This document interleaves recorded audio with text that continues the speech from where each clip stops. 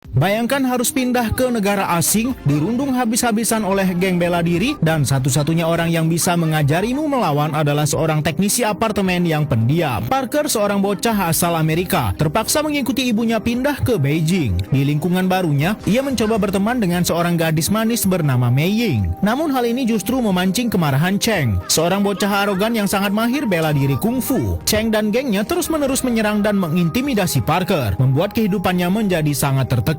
Puncaknya saat Bri Parker mencoba membalas keisengan mereka, ia dikejar dan disudutkan oleh geng Cheng. Tepat saat dia hampir celaka, Tuan Han, seorang teknisi perbaikan apartemen yang selama ini terlihat biasa saja, tiba-tiba muncul. Dengan gerakan kungfu yang sangat cepat dan mengalir, Tuan Han berhasil menangkis serangan seluruh anggota geng tersebut tanpa melukai mereka secara berlebihan, melainkan menggunakan tenaga mereka sendiri untuk saling menjatuhkan. Tuan Han kemudian membawa Bri Parker menemui guru geng tersebut, Master Lee, untuk meminta damai. Namun Master Lee yang kasar justru menantang mereka. Sebagai jalan tengah, Tuan Han mendaftarkan Bri Parker ke turnamen kungfu terbuka dan meminta geng Cheng berjanji untuk tidak akan mengganggu Bri Parker selama masa latihan. Latihan yang diberikan Tuan Han sangat tidak biasa dan membuat Bri frustasi. Bukannya diajari menendang atau memukul, Bri hanya disuruh memakai, melepas, menjatuhkan, dan memungut jaketnya berulang kali setiap hari. Saat Bri kehabisan kesabaran dan berniat berhenti, Tuan Han membuktikan bahwa gerakan membosankan itulah yang membangun refleks otot yang sangat kuat untuk menangkis serangan. Mulai dari titik itu, Bri berlatih dengan sungguh-sungguh, mempelajari keseimbangan, ketenangan, dan fokus di berbagai tempat. Hari turnamen akhirnya tiba, Bri tampil memukau dan berhasil melewati berbagai babak penyisihan dengan gemilang. Khawatir muridnya akan kalah, Master Lee diam-diam memerintahkan salah satu petarungnya untuk melukai kaki Bri secara ilegal. Akibat kecurangan itu, lutut Bri Parker terluka parah dan petugas medis melarangnya melanjutkan pertandingan. Namun Bri Parker memohon kepada Tuan Han untuk melakukan perawatan tradisional pada kakinya agar ia bisa kembali ke arena. Ia bersikeras harus menyelesaikan pertarungan ini demi mengalahkan rasa takutnya sendiri.